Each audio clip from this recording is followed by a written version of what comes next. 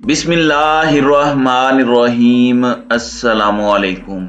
नाज़रीन कराम, नई वीडियो में आपको खुश आमदीद कहते हैं। वज़ीर आज़म शहबाज शरीफ अचानक लंदन पहुंच चुके हैं। क्या जनरल कमर जावेद बाजवा ने एक्सटेंशन मांग ली है और इस वक्त पाकिस्तान में अहम तरीन नवंबर की तैनाती में वो अनएक्सपेक्टेड 3 फार्मूलाज की गूंज क्या है, और ये फार्मूला तजिया नहीं बल्कि खबर की बुनियाद पर मंजर आम पर आ चुके हैं। होने क्या वाला है, क्या कुछ हो सकता है, और कल की कोर कमांडर कॉन्फ्रेंस के बाद इस वक्त चल क्या रहा है, ये बहुत अहम है।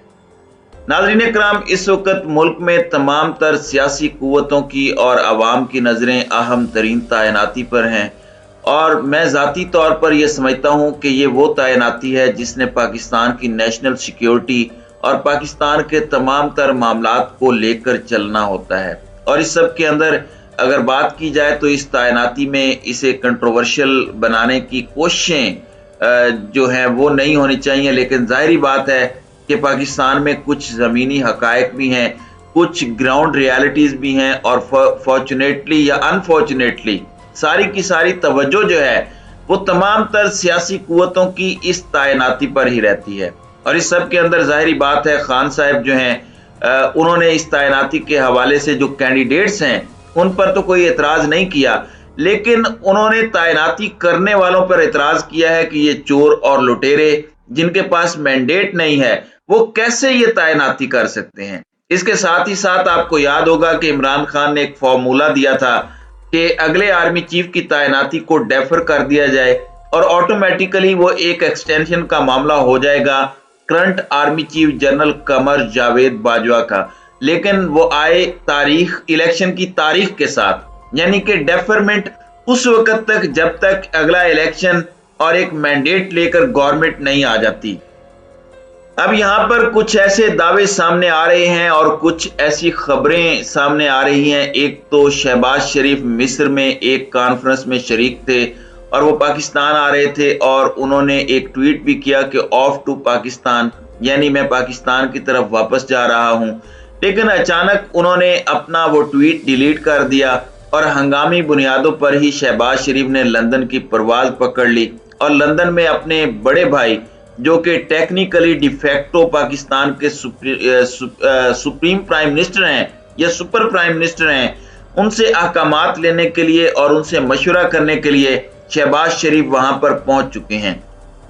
अब कल एक अहम तरीन कोर कमांडर कॉन्फ्रेंस भी हुई है, और इस कॉन्फ्रेंस के हवाले से भी जाहिर बात है कि बहुत सी चेमगोइयां हो रही हैं जो कि मैं समझता हूं कि नहीं होनी चाहिए। चेमगोइयां क्यों नहीं होनी चाहिए? क्योंकि ये नेशनल सिक्योरिटी के कुछ मामलात होते हैं, और जो खबरें हैं जो इस वक्त आ रही हैं, इस वक्त जो दावे आ रहे हैं रावलपिंडी और इस्लामाबाद की फिजाओं में जो चल रहा है वो बड़ा इंटरेस्टिंग है। लेकिन इससे भी ज्यादा इंटरेस्टिंग है कि इस वक्त लंदन में क्या चल रहा है, और मियां नवाज शरीफ के करीब जो मौजूद लोग हैं वो इस वक्त जो दावे कर रहे हैं वो इससे भी ज्यादा आई ओपनिंग और अलार्मिंग है। क्योंकि अब इस सब में पहले तजिया था, पहले सब लोग अपना अपना एनालिसिस कर रहे थे कि एक पॉसिबिलिटी ये है, दूसरी पॉसिबिलिटी ये है, तीसरी पॉसिबिलिटी ये है।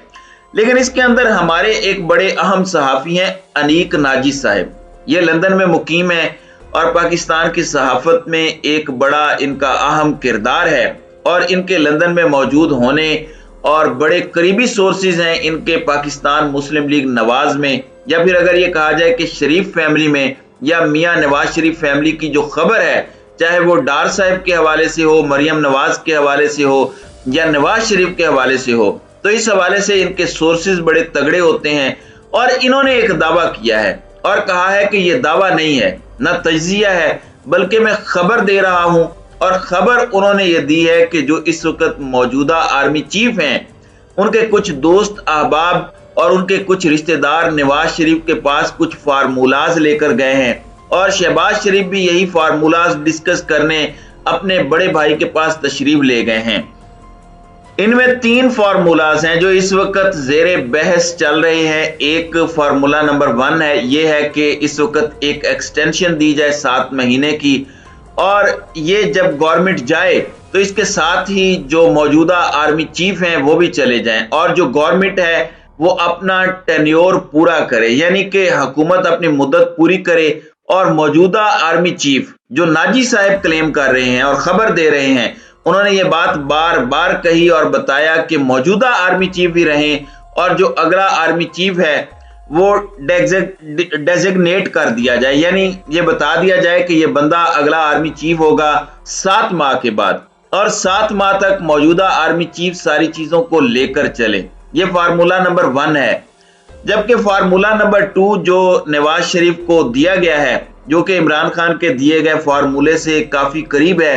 वो ये है कि 4 महीने दिए जाएं, जो कि टेक्निकली मार्च तक बनता है। अब 4 महीने की एक्सटेंशन दे दी जाए, लेकिन अगले आर्मी चीफ का नाम सामने आ जाए, जबकि खान साहब ने यह कहा था कि अगला आर्मी चीफ वही लगाए जो अवामी मैंडेट के साथ है, लेकिन यहां पर अगले आर्मी चीफ का नाम दे दिया जाए, लेकिन 4 महीने की एक्सटेंशन हो और उसके साथ ही गवर्नमेंट चली जाए, यानी मार्च में हुकूमत चली जाए, जो कि एक तरह से खान साहब के कुछ मुतालिबात के करीब करीब फार्मूला है।